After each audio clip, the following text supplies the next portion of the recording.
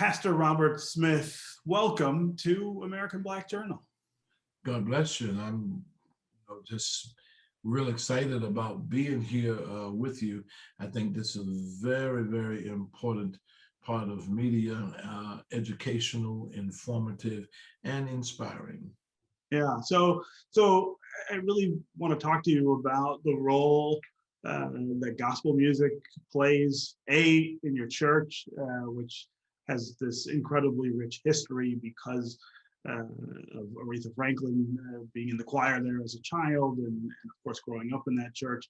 But I also just want to talk about it more broadly, and the role that the music plays in our faith in Detroit and in the Black community. Well, certainly, if you are a student of history, you know that the slaves only made it by singing. My grandmother taught me the same thing. She would give me a task. I would hate doing it. I would stand there crying, trying to get through. And she said, listen, get your song. If it's just in your heart, even if it doesn't come from your lips, sing that song and you'll be through before you know it. And singing is a great reliever. It helps us to escape the agony of life in many ways. But Roy Jones said the only difference in the gospel and the blues was that one you called on your baby, the other you called on God, but the hope was the same. You would find relief in doing so. And certainly Reverend Franklin and Ray Charles, I think, understood that better than anybody, that it was all about relief from the everyday agonies of life. Uh, of course, Reverend Franklin had such an outsized role in the civil rights movement. And I've always thought that the power of the music of the church married very easily with that idea of civil rights. And it's that history of the music as a way of maintaining, sustaining Black people that made it such an easy partner for that civil rights struggle. Yes, most people don't understand. The Baptist Church, of course, has fallen off greatly in the last 20 years because music changed so much. And many Baptist churches are very slow to change. I remember the struggle in the early 80s to bring in praise teams rather than deacons doing devotions. But most people didn't understand about the deacon doing the devotion. When I came up in church in the 50s and 60s, if you had 16 deacons, that meant 16 prayers and 16 hymns going, and that man had to get there to do that because he was criticized by his people because he was working for the white folk.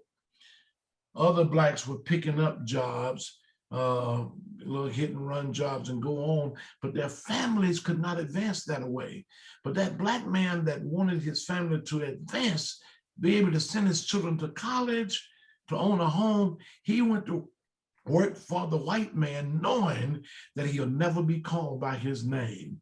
I don't think you old enough to know anything about that period of life, but I grew up in it. But your name was uncle, your name was preacher, your name was anything but your name.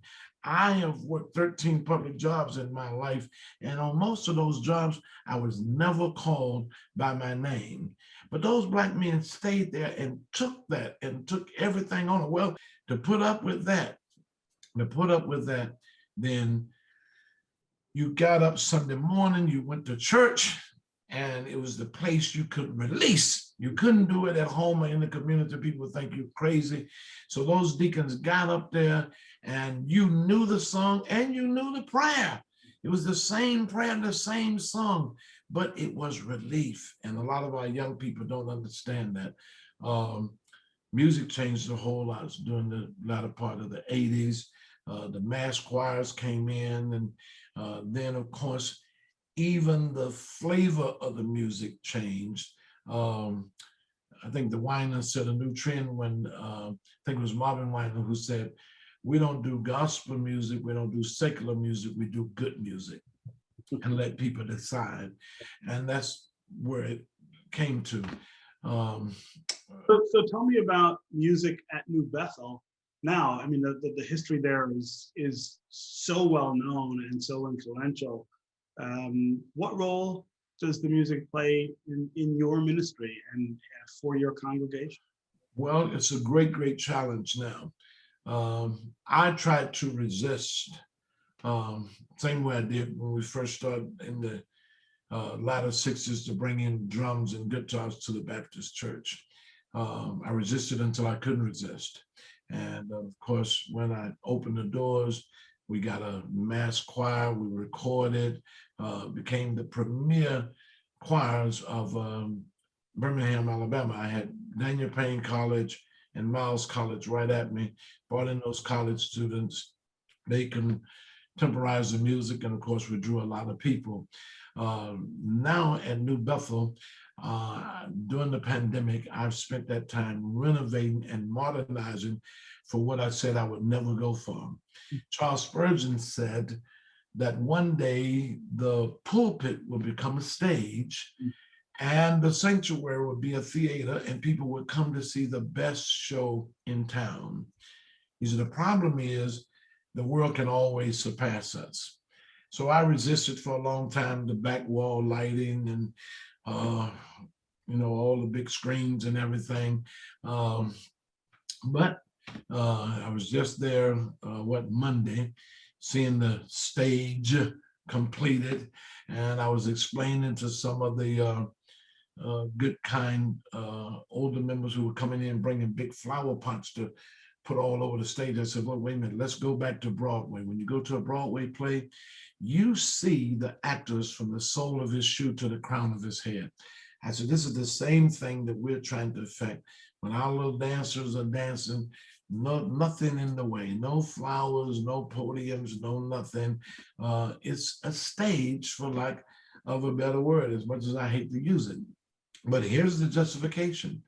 Even God can't change a man without his attention. So when he got ready for Moses, who had divorced God and his people and resided to the backside of the desert, he set a bush on fire that wouldn't consume. He didn't have to do that, but he had to have Moses' attention, and that's the way he got it. So I got to have the attention of people. I buried 54 people during the pandemic, and I thought about, I'm 70, my peers and my group that came through these 40 years with me, they're 70 and 75, and I've been satisfied. I have 9 pastors who come out of the church in my 40 years there. Reverend Solomon Kinlock is the most popular, and most of the time, people that join our church between 15 and 40, they would either go to my son or to Reverend Keith Wilson or mostly to Reverend Kinlock. And it didn't bother me because they were still in church.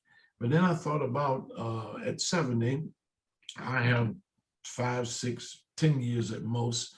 And I didn't want the church to become just a museum of senior citizens trying to go on. So I'm making that change. We're doing music by track for a lot of the stuff when we get back, so that we can play this very hot group called Bethel, the Heel songs. They have the up stuff, Elevation Church, stuff like that. And we got to get in there to hold that crowd, to first get their attention and then to hold them. Are you confident that that there's enough connection with the past, with the music, to make it as authentic as it should be when you're making these changes? I mean, I can hear the tension in your voice about feeling like you have to do this, but how do you reach back, I guess, to make sure it's all anchored in what it should be? Well, the thing is, I'm just me, and I can't change. I've had record contracts, and of course, I wouldn't agree with some of the music that was presented or the way they wanted to present it, because I'm locked in me. But my prayer every day is, Lord, help me to deny myself for the advancement of the kingdom. And I think a lot of leadership make that mistake that we, as pastor of the church, I tell people all the time, 99% of stuff don't go my way. A lot of times I've had people say, you don't fight for nothing. I said, no, I don't. I believe ultimately and absolutely that God's will reign. And sometimes it takes time, like 40 years for Moses to get to the promised land. But I don't try to make everything just like I want it. I hope for it and that kind of thing.